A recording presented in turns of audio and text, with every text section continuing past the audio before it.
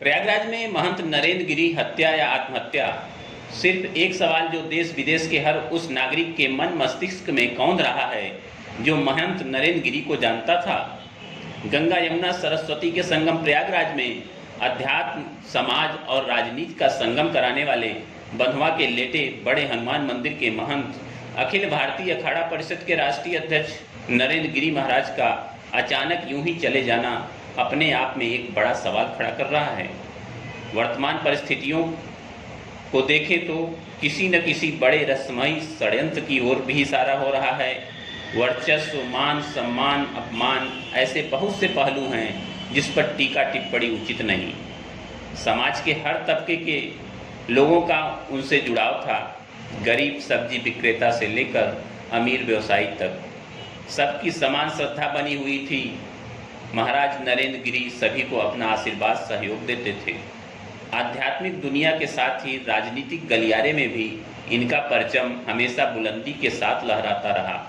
शासन प्रशासन की क्या बात है, जब प्रधानमंत्री, मुख्यमंत्री, उप मुख्यमंत्री दरबार में दर्शन को आते हैं, ऐसे महंत की ऐसी मौत, सवाल तो उठ रहा।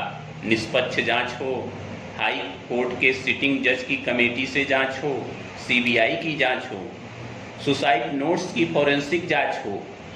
अब देखना ये है कि होता क्या है। पुलिस के संदेह के आधार पर वर्तमान में सबसे बड़े अदावती शिष्य आनंद गिरी के विरुद्ध जाज टाउन थाने में आईपीसी की 306 के तहत मुकदमा भी दर्ज किया जा चुका है और आनंद गिरी पुलिस हिरासत में भी हैं। मुख्य पुजारी आद्या तिवारी व आद्या तिवारी के पुत्र संदीप तिवारी भी संदेह के घेरे में हैं। पुलिस अभिरक्षा में भी हैं, पूछताछ चल रही है। अंततः एक सवाल और अगर जांच में यह सिद्ध होता है कि महंत आनंद गिरी की हत्या की गई थी, तब क्या यह षड्यंत्रकारी हत्या राजनीतिक गलियारे में भूचाल नहीं ला देगी?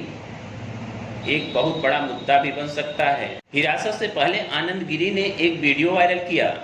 आइए जानते हैं क्या कह रहे हैं हरिद्वार से वीडियो जारी करके महंत नरेंद्र गिरी के आरोपी शिष्य आनंद गिरी।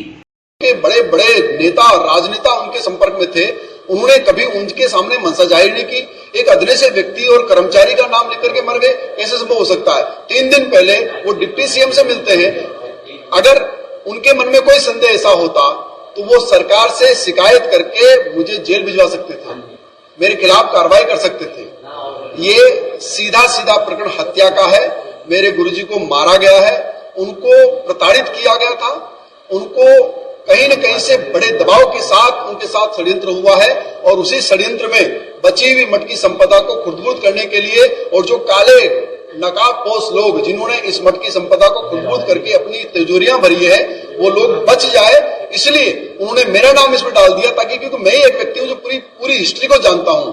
मैं ही हूं जो उस बाघम्बरी गद्दी की पूरी भूगोल चक्र को जानता हूं। चाहे वो आईजी आरएन सिंह का प्रकरण हो, चाहे वो महेश नारायण सिंह विधायक के कब्जा करने का प्रकरण हो, चाहे वो यूपी यादव जैसे लोगों का जमीन लेने का प्रकरण हो, चाहे गुरुजी का किसी उधार लेने का प्रकरण हो। मुझे हर व्यक्ति इलाहाबाद का जानता है और मेरे जीवन काल में मैंने कभी कोई पाप नहीं किया है।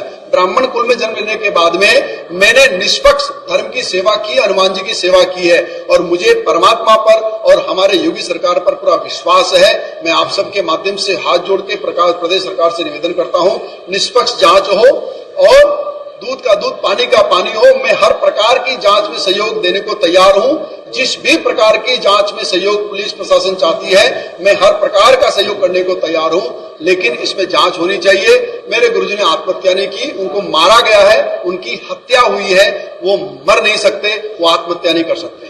जी, आज आप दिन भर कहाँ थे? आपकी क्या मई के बाद कितनी बार बात हुई है? मेरे मई के बाद में एक बार भी उनसे बात नहीं हुई है। मैं सुबह में एक आश्रम में कार्यक्रम था, वहां गया और शाम को मैं आश्रम की चौखट लेने के लिए एक लकड़हारे की दुकान पर गया था और शाम को जब वापस लौट रहा था तभी मुझे सूचना मिली इस प्रकार की घटना का। देहरादून में गए थे? जी हाँ, मैं लकड़हारे की दुकान पर गया था देहरादून। से मिला जी। यूपी पुलिस के अधिकारी को आप संदिग्ध उनकी कुछ भूमिका बताइए, किस तरह से? बहुत लोग संदिग्ध इसमें हैं, जांच का विषय है। मैंने बात कर ली, आला अधिकारियों को भी अवगत करा दिया है और उन्होंने भी कहा कि आपकी सहयोग की आवश्यकता